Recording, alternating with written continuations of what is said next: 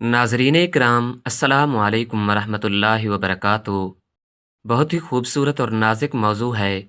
शब मेराज के बारे में कुरान और हदीस हमें अजीम वाक़ियात और फ़जीलत तो बताते हैं, मगर अल्लाह ताला और हुज़ूर सल्लल्लाहु अलैहि वसल्लम के दरमियान होने वाली मुकम्मल गुफ्तगू की तफसील।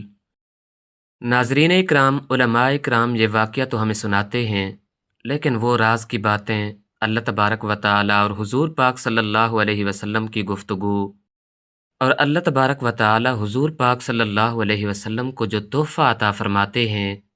जब नबी करीम सल्लल्लाहु अलैहि वसल्लम को सिदरतुल मुंतहा तक ले जाया गया, वहाँ जिब्राईल भी आगे न जा सके। उस मकाम पर अल्लाह ताला ने अपने महबूब सल्लल्लाहु अलैहि वसल्लम को ऐसा कुर्ब अता फ़रमाया जो किसी और को नसीब नहीं हुआ।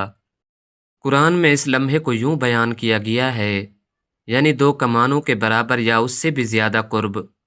जो बातें सही अहादीस से साबित हैं। 5 वक्त की नमाज का तोहफ़ा।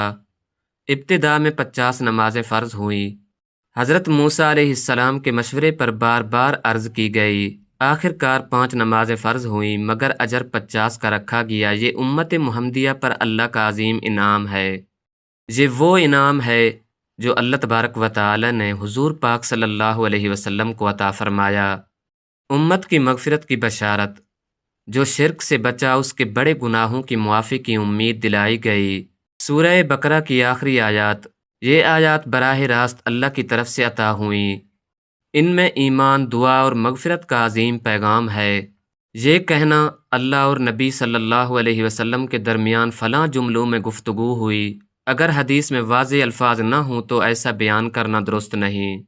नाज़रीन, मज़ीद मालूमाती वीडियोज़, इस्लामिक स्टोरीज़ के लिए हमारे चैनल रशीद अली वॉइस को सब्सक्राइब करें, वीडियो को लाइक करें और अपने दोस्तों के साथ भी शेयर करें।